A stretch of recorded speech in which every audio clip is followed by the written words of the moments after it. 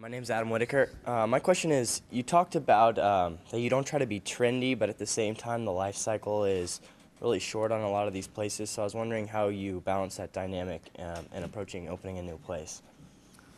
Well, I say we don't try to be trendy in restaurants and hotels. In clubs, I mean, that's all it is. It's trendy, it's promoter-based. And, you know, as much as we have tried to bypass promoters and as much as we've tried to bypass when we started building clubs out, Shelter was really the first club that brought bottle service back to LA. It was really, and we did it with kind of the Cirque du Soleil. You guys, I hope you were way too young when we opened that.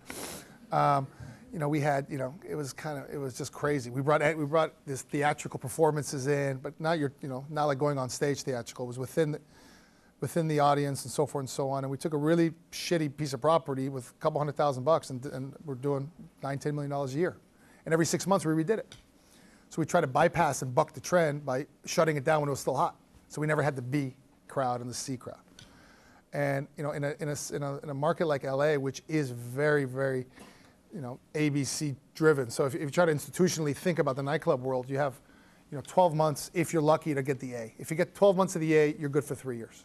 If you get, so intrinsically every month back you go, your life cycle's ended. In the case of Area, we had it for 4 years. In the case of Foxdale, which was a club and a restaurant, we had it for 8 months.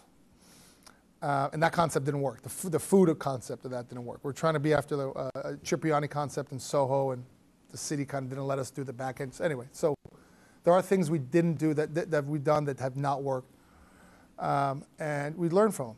And you can't always, in this kind of business. So trendiness is, and then it's your relationships that you have now. I mean, right now we have our places, some of our places may not be the A-list right now, but we are just riding it through the B and C curve with our corporate events, private events, and making more money than we ever made. Hyde on its 4th year, 800 square feet on Sunset.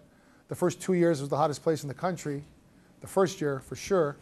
And the 4th year, our top line and bottom line was the highest we ever seen at that particular location. So it's kind of knowing that.